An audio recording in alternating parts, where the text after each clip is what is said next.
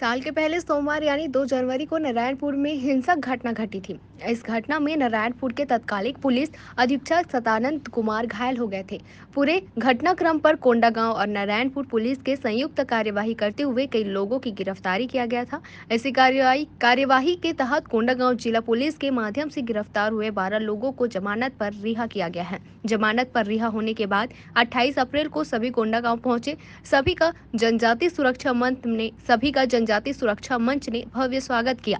कोंडागांव के पुराने विश्राम गृह में स्वागत कार्यक्रम के दौरान पूर्व मंत्री लता उसेंडी, अंतर्गत पूर्व विधायक भोजराम नाग, भाजपा के पदाधिकारी, जनजातीय सुरक्षा मंच, सर्व समाज व अन्य संगठन के पदाधिकारी यहां नजर आए। इस पूरे मामले के बारे में उनकी भव्य स्वागत हो रही है आज। मैं आप लोगों को बताना चाहूँगा कि ये भाजपा के लोग नहीं हैं, ये आदिवासी समाज के लोग हैं।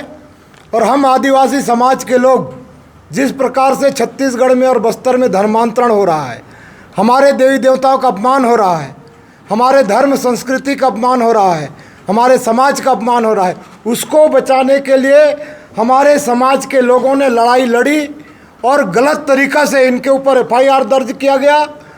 और इसलिए हम सब लोग इनका स्वागत करते हैं। और ऐसे सभी हमारे समाज के कार्यकर्ताओं को जिन्होंने अपने आप को एक प्रकार से समाज के प्रति समर्पण का भाव इनके मन में था, इसलिए इन लोगों को जो गलत धारा लगा करके जेल भेजा गया।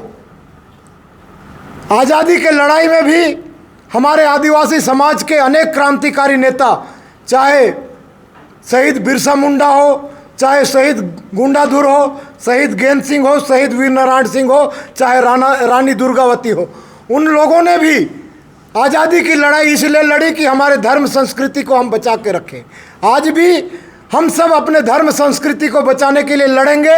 इसके लिए सरकार चाहे हमको जेल में भेजे, चाहे फांसी दे, चाहे गोली मारे। कोंडागांव जिले में कितने लोगों की वापसी हुई है? कौन कौन से धारा के तहत ये उनकी वापसी हुई? अभी जगदलपुर जेल में जो 13 लोग थे, ऐसे 13 लोगों की आज रिहाई हुई है।